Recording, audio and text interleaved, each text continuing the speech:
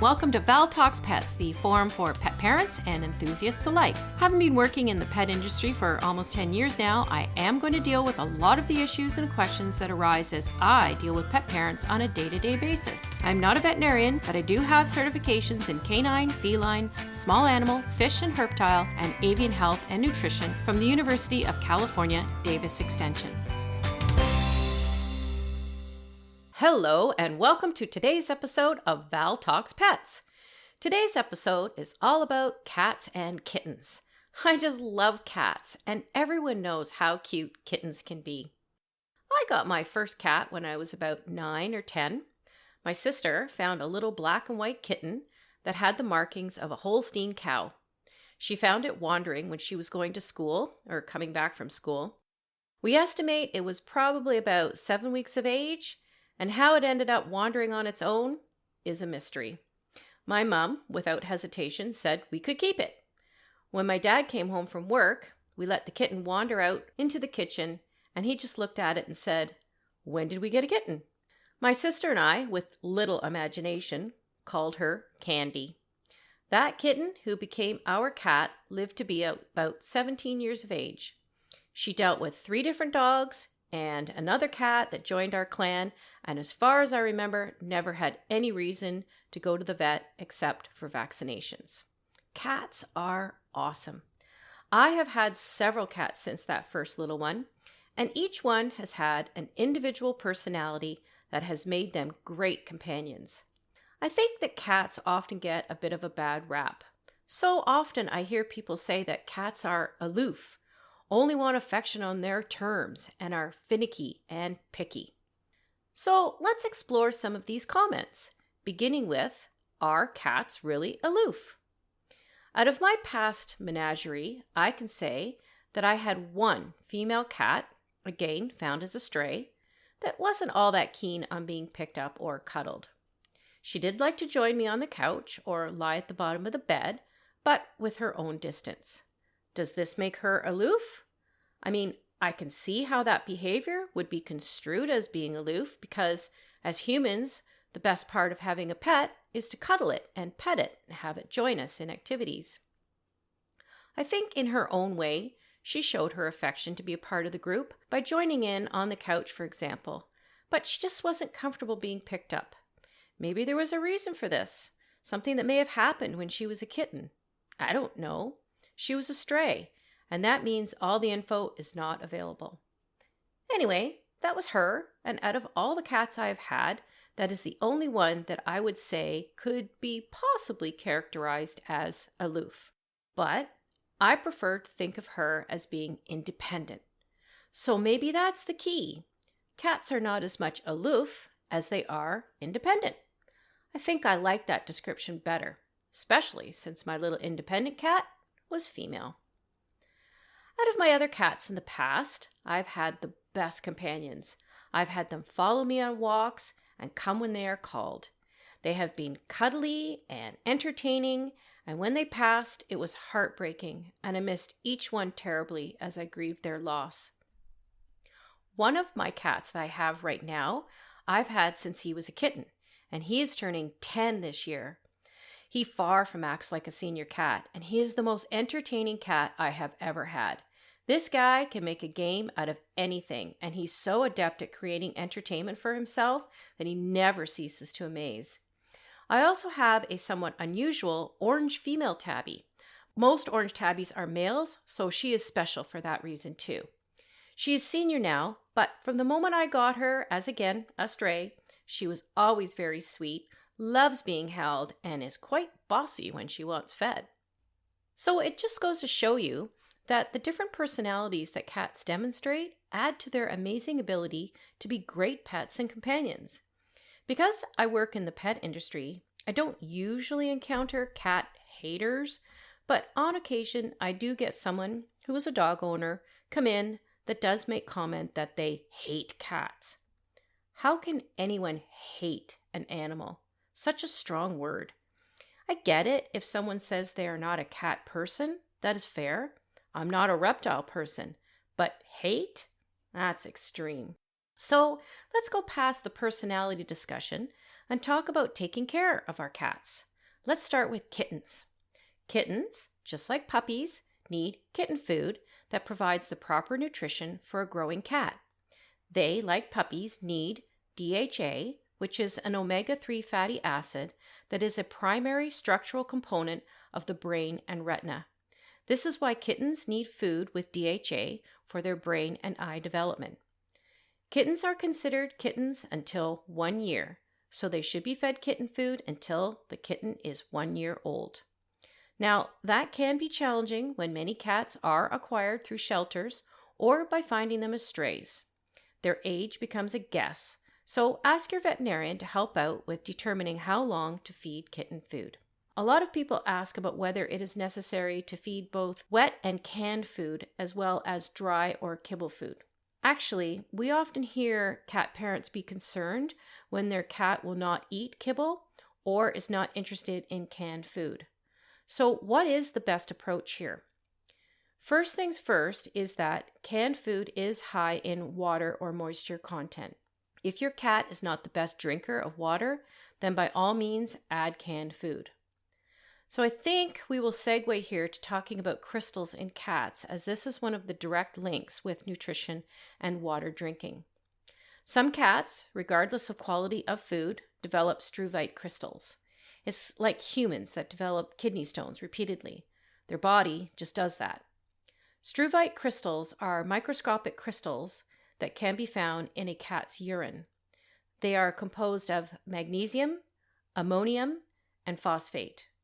The problem occurs when the crystals combine, and this forms a grit or stones of different sizes. Sometimes the grit or stones can be flushed out, and sometimes the worst happens and they have to be surgically removed. Although these crystals do happen in both male and female cats, males do seem to have more of a propensity to crystals. It used to be thought that crystals were caused by eating dry food alone because of the lack of moisture. The urine becomes too concentrated and alkaline. However, new research has discovered that environmental stress, being overweight and lacking exercise, may be the primary cause. Now, this doesn't mean that diet does not play a factor. It does. Cats that eat only kibble do increase their risk, but now we know that it's also important to watch stresses with weight and not enough playtime. So back to the question, should a cat parent be concerned if their cat will not eat wet food? The easy answer is yes. Getting some wet food into a cat every day can really help get the urine environment to have a pH that is unfavorable to the formation of crystals and stones. Okay, so easier said than done with some cats. Yes, believe it or not, some cats do not like wet food. And I think this is where the accusation comes from that cats are picky and finicky. Some cats will only eat pate formulas. Some cats will only eat stew-type formulas. In actuality, the stew formulas are the best because they have a higher moisture content. Either way, you have to determine which type of wet food your cat likes.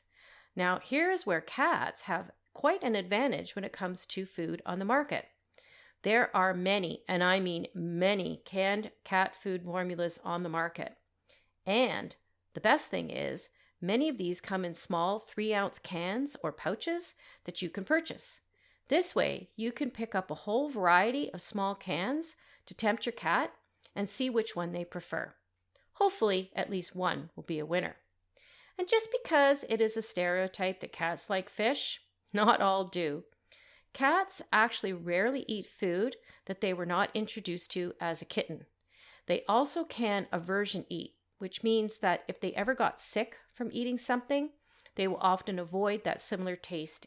So the bottom line on whether to feed cats wet food is that it is a good idea. But if the cat will not, no way eat canned food, then the water consumption has to be bumped up. That leads us to another frequent question about cats and their odd proclivities. We get quite a few cat parents that say that their cats will only drink water out of the tap when it is running. I bet a lot of people are nodding their heads right now, so you are not alone. Yes, many cats will not drink out of a bowl and wait for you to turn on the tap to drink. The problem is that you can't leave the tap running all day, all night. What can you do? And this is the question we get. Well, there are many good automatic waterers on the market. You plug them in and the water flows. But the trick here is to get the one that mimics what the cat likes to drink from the most. Some waterers actually look like a tap, and water gently flows from the faucet-looking spigot. This type might really help with the tap drinkers. Some cats like to drink water that has pooled in the bathtub or in a sink. I'm not 100% sure about these type of drinkers. It's possible they are drinking pools of water because it's fun, but you can get waterers that have a reservoir that pools the water but gently moves that, and that could be the answer to this one.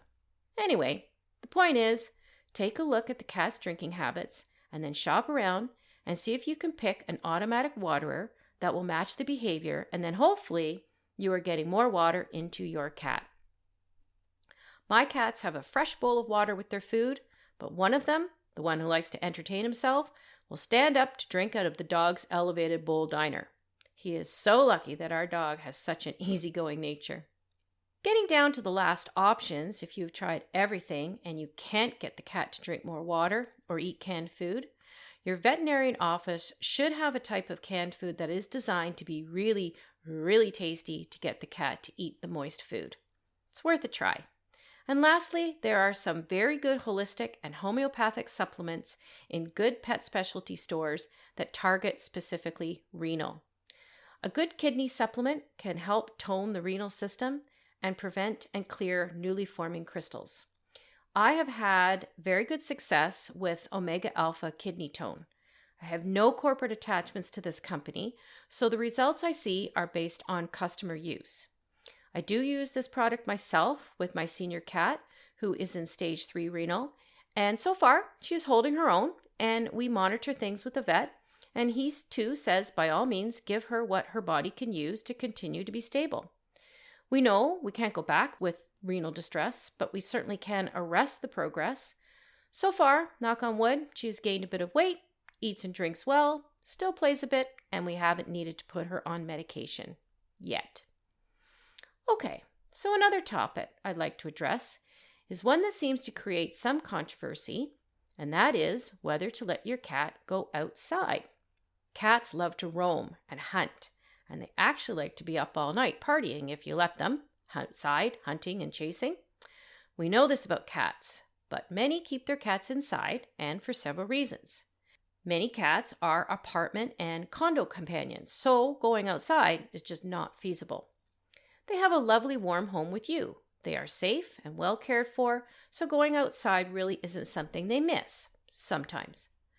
Other people live in houses in busy cities where it would be very easy for a roaming cat to be hit by a car, abused by some idiot that may see them, or, and I have heard this quite a few times, the neighbors do not like your cat coming to their property and digging up their garden to use as their kitty litter. This can be scary because people do bizarre things, and poisoning is not out of the possible disaster that could befall a neighborhood cat. As we move to more rural areas, cats become known as what we call coyote fodder.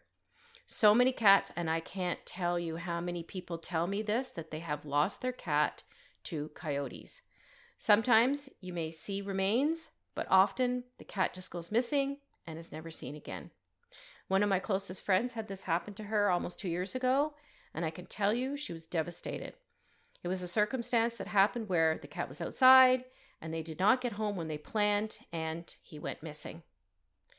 Another reason for keeping cats inside is their instinct to kill birds. Many believe that this is a very irresponsible act to allow a cat to be outside and to wreak havoc on the bird population. In spring, we get quite a few cat parents coming in saying that their cat really wants to go outside. So they invest in a specific cat harness and a tie-out for the cat. This allows the cat to enjoy fresh air, sunshine, all the while being restrained and supervised. If you can get your cat to learn to wear a harness, then this could be a great option. I have also had some people actually teach their cats to walk on a leash, so even better. And remember, whether your cat goes outside or not, they need interactive toys to mimic their natural prey instinct. Okay, now I'm sure you're wondering if my cats go outside. Well, they do. Firstly, I rely on the fact that I believe cats are intelligent and trainable. I have a method that I've used with every cat that I have owned.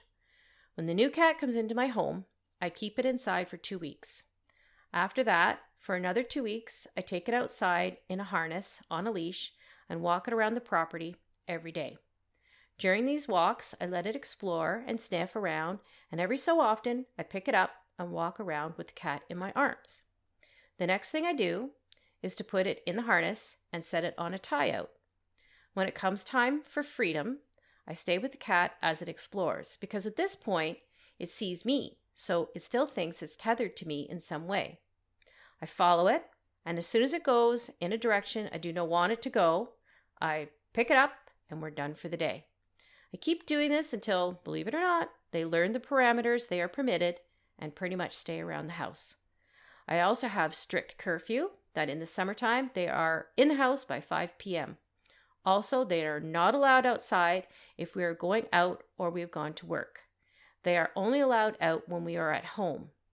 Now, I know there are going to be some real naysayers out there listening to this, and I get it, but I have been very successful at this. I have never lost a cat, and all my previous cats and my 2 that I have now stay around the house, enjoy the weather sitting on the front chairs, or join in the back for a barbecue. The last topic I'll discuss is definitely being quite controversial, but thank goodness is becoming less of an issue. Cats like to scratch. There's no getting away from it. If you want a pristine house with no damage to any furniture or things getting broken, etc., then I would say having a cat is not for you. I think the scratching thing is one of the most frustrating traits for cat owners. When a cat scratches, the movement helps to remove the outer nail sheaths. They are not actually sharpening their nails or wearing them down. It's the removal of this outer sheath that they are trying to do, so they have a nice fresh nail coming through. They also like to stretch and extend and retract their nails because that feels good. There are, however, a few things you can do to lessen the impact of cat scratching. First, cut the cat's claws. It is very easy to cut a cat's claws. If you are unsure, you should be able to find a groomer or vet who will do it for you for about $10. Also, many pet specialty stores host nail clipping days, and you can take your cat to this event as well. And this should be done every 4 to 6 weeks. Cutting the nails back is very important. Cats that go outside will find a nice piece of wood to scratch, but an indoor cat will not have this luxury. Either way, make sure you have cat scratchers in the house. Some cats like to stretch up and scratch, and others like to burrow down and scratch your carpet. You can get scratchers appropriate to these habits. Also, grab some catnip to entice the cat to the scratcher. Regardless of having scratchers in the house, you still have to trim their nails. Another thing you can do as a deterrent is to find a double-sided tape specific to deter cat scratching that goes on your furniture. I've had pretty good success with these products. There is also a spray repellent that you can pick up, but be aware it does have an odor. There are some good videos online as well that help you to train your cat not to scratch your furniture. But here's where we discuss what not to do. Never use a squirt bottle to stop a cat from scratching. This is an antiquated method that is considered torture in their world, and I don't think you want them to relate you as their torturer. You may get the cat to stop the scratching right then and there, but they only equate getting sprayed when you are around, and so they will go find another thing to scratch when you are not. It has been proven that most times spray bottles do not fix the problem. And please do not declaw. What a misnomer this is. The cat's claws are not removed. The first phalange of their toe digit is removed. Look at your finger. Imagine someone amputating your finger from the first knuckle below your fingernail. That is what declawing does. It is a mutilation that has been outlawed in several areas, and many vets are refusing to do this procedure. We still encounter people today who still think that it's no big deal, and that's what you do with an indoor cat. Well, let's just say it is not. Well, we have covered a lot about cats and kittens in this episode, and that's a good thing because knowing is caring.